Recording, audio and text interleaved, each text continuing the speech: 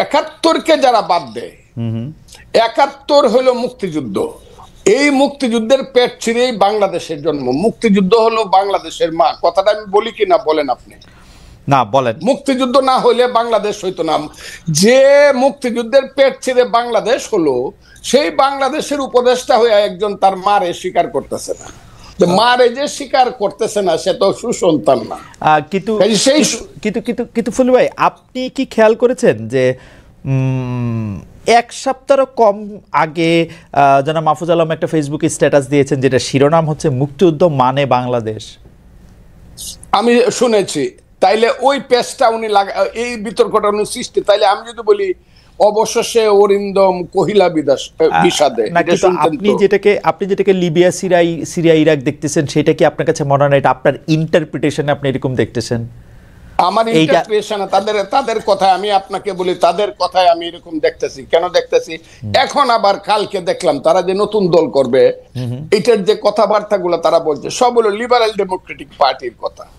তা আপনি যদি সকালে একরকম কথা বলেন, দুপুরে একরকম বলেন, বিকালে একরকম বলেন, রাত্রে একরকম বলেন, তা আপনি একটা দেশকে কিভাবে পরিচালনা করবেন এবং কিভাবে একটা নতুন দল গঠন করিয়া? কিন্তু ফজলু ভাই, আপনি দেখতেছেন না, এরা তো একটা যুদ্ধের মধ্যে আছে। আসলে এই যুদ্ধ তো শেষ হয় নাই, এরা কিন্তু এখনো এই ভয় পাইতেছে। ফজলু ভাই, আপনার কিন্তু এই ভয় আপনি বহু আগে জয় করে আসছেন, যে এরা কিন্তু এই ভয় এখনো আছে যে একটা আওয়ামী লীগ সরকার আসলে তাদের কি করবে।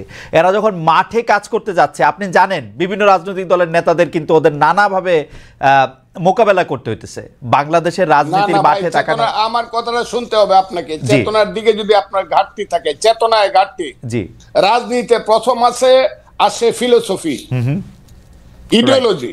রাজনীতির প্রথম কাজ হলো ফিলোসফি, ইডিওলজি। তারপরে আসবে understanding, feelings, realisation, theory and practice. Right.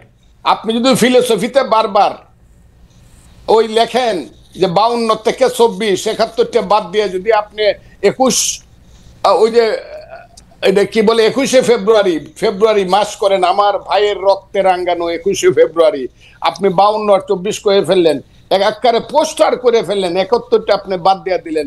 71টা আপনাকে কি কামড়াইছে নাকি? যদি আপনি 71-এ না থাকেন, আমি ওদের সাথে থাকবো না। আর ছেলেরা যদি 71-এর সাথে থাকে, মুক্তিযুদ্ধের সাথে থাকে, বাংলাদেশের সাথে থাকে, যে ইয়েস বাংলাদেশ ঠিক আছে, 71 ঠিক আছে, তাদের যে নেতা, বাংলাদেশের নেতা শেরে বাংলা একে ফজলুল হক, হুসেন শহীদ সোহরাওয়ার্দী, মৌলানা আব্দুল হামিদ খান ভাসানী, শেখ মুজিবুর রহমান, আতাউল গনি উসমানী, সামরিক নেতা, I do hereby declare the independence of Bangladesh on behalf of our great leader Bangabandhu Sheikh Mujibur Rahman, সেই মেজর জিয়া, সেই খালেদ মোশাররফ, সেই 11টা সেক্টর মুক্তিযুদ্ধকে যদি তারা মানে, আমি কোনো ক্ষমতার দ্বারে তো আমি আপনি শুনছেন বুঝে, আমি বলছি আমাকে প্রধানমন্ত্রী দিল, আমি 10 দিনের সময় নিব যে আমার একটু চিন্তা করতে দেন, নিব কিনা। মন্ত্রী তো জীবনে কোনোদিন নিব, আমার এইগুলোর প্রতি কোনো খায়েশ নাই।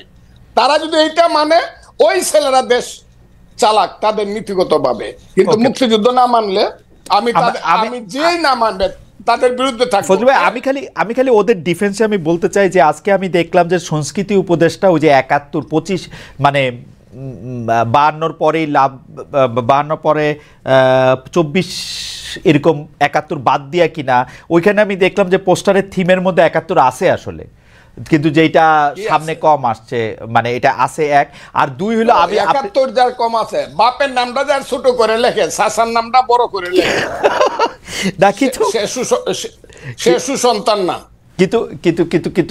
কিন্তু ফজলু ভাই, এইটা কি ঠিক না যে আমরা আসলে যে রাজনীতির মধ্যে ওদেরকে আমরা পাইলাম, এই 71টা কারো কাছেই আসলে ওরকম চেতনার জায়গায় ছিল না। তারা তো 71কে ব্যবহার করছে, এটা বিএনপি বলি, আওয়ামী লীগ বলি, চূড়ান্তভাবে তো ব্যবহারই করছে। আওয়ামী লীগ তো বেচছে, বিএনপি করছে ব্যবহার। আপনারা অপমান করছেন কেন জানেন? হ্যাঁ, কারণ এই মাসুদের নেতা, হ্যাঁ, সার্জি সালাম, ও আমার সন্তান। এগুলো শুনলে পরে ভাই যে কই মরতে ইচ্ছা করে। ও বলছে ইসলামিক ছাত্র শিবির ছিল এই আন্দোলনের ব্যানগার্ড। এই কথাটা ওরা আগে বললো না কেন? এই কথাটা খুব বলতো তারা না। কিন্তু ফজলু ভাই, আমি জাস্ট বেনিফিট দেওয়ার জন্য ওই ইসলামিক ছাত্র শিবির অনুষ্ঠানে গিয়া বলছে ইসলামিক ছাত্র শিবির আমাদেরকে সাহায্য করছে। না, ও শহীদ মিনারে বলছে, ওদের মিটিং এ বলছে, সার্জিস নিজেদের মিটিং এ বলছে, ইসলামী ছাত্র শিবিরের মিটিং এ না। না, আমার তো ধারণা ওই ইসলামী ছাত্র শিবিরের মিটিং এ বলছে। নো নো, ইসলামী ছাত্র শিবিরের মিটিং এ সোহরাওয়ার্দী উদ্যানে শিবিরের সদস্য আমার মনে হয় যে ইসলামী ছাত্র যাই হোক আমার মনে হয় যে ফজলু ভাই অনেকগুলি প্রশ্ন তুলেছেন, সেই প্রশ্নগুলির জবাব আমি একটা কথা বলে দিই আপনাকে, জি যাই মনে করুক, যে যা মনে করুক, যে ইসলামিক ছাত্র শিবিরের পত্রিকায় লেখে যে মুসলমান যারা মুক্তিযুদ্ধ করছে তারা মাপ চাইতে হবে, আমি তাদেরকে আলবদর রাজাকারের সন্তান ছাড়া কিছু মনে করি না, এবং আলবদর রাজাকারের সন্তানের সাথে আমার কোনোদিন মিল হবে না। ওরা আমাকে কিন্তু ফজলু ভাই এইটা ওদেরকে পয়েন্ট আউট করার পরে এটা ওরা প্রত্যাহার করলো, তো এটা তো ওরা বজায় রাখবে কেন?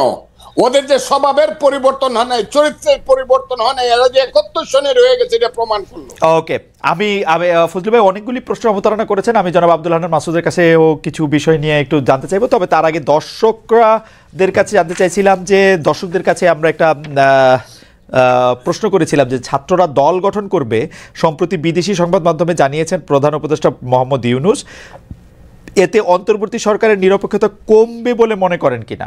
শতকরা 44% দর্শক মনে করেন যে হ্যাঁ এটা কমবে, আর নিরপেক্ষতা কমবে না মনে করেন শতকরা 56%, 63,000 দর্শকের মধ্যে ভোট দিয়েছে। ওই আমার কাছে এগুলা কোয়েন না তো, 77 বছর বয়স হয়েছে, কাইলো মরে যেতে পারে, আমার 90% বন্ধু মরে গেছে গা। ওইগুলা ওই যে আপনারা দেখান 56, 47, 77, ওই ইলেকশন হলে হাসিনা 91%, এইগুলা রাখেন তো আপনারা। আর বিভ্রান্ত আমি বললাম তো, ইউনূস সাহেব এই কথাটা বইলা উনি যে আমি কতদিন বলছি যে 10 জন প্রধানমন্ত্রীকে জোড়া দিয়ে যত লম্বা হয় তার চেয়ে বেশি লম্বা ইউনূস সাহেব, এই কথাটা কে বলছে বাংলাদেশে?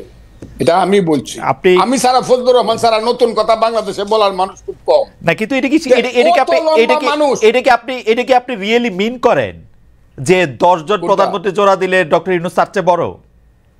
আমি মনে করি এই যে তৃতীয় বিশ্বের 10 জন প্রধানমন্ত্রী, তৃতীয় বিশ্বের 10 জন প্রধানমন্ত্রী মানে এটা আমার কাছে মনে হয় যে এটা ওভার স্টেটমেন্ট। উনি একটা প্রাইজ জিতছেন, এটা ঠিক, উনি এই পৃথিবীতে অনেক পরিচিত একজন মানুষ, এটা ঠিক, কিন্তু জনপ্রতিনিধি না, ঠিক আছে, এটা আপনার মতামত, আপনি মনে করেন যে উনি 10 জনের মতামত। আমি আপনাকে বলি না, উনি বিশ্বে আমাদের হয়ে নাম করেছেন, আমি একটু ওভার বলে ফেলতে পারি, কিন্তু উনাকে আমি উনি কেন ছেলেরাই সব করছে এই একবার কইলেও শেষ হয়েছে, 2বার কইলেও প্রতিদিন কয় ছেলেরাই সব করবে। আরে আল্লাহ, ঠিক আছে, না না এইখানে ছেলেরা সব করেন, উনি বলছে ছাত্ররা দল গঠন করবে, এইটা আসলে তার নিরপেক্ষতা। আপনি তো প্রশ্নটা শুনেন নাই মনে ফজলু ভাই, উনি প্রশ্নটা নিরপেক্ষতা হারাইছে। হ্যাঁ, বেশিরভাগ লোক মানে 44% লোক 63,000-এর মধ্যে বলছে উনি নিরপেক্ষতা হারাইছে, এই কথা বললেন। এটা আপনি বলেন, আমি মনে করি শুভবুদ্ধি সম্পন্ন যারা চেতনা সম্পন্ন লোক বেশিরভাগই মনে করবে যে এই কথাটা ওনার ঠিক, কেন বলবেন?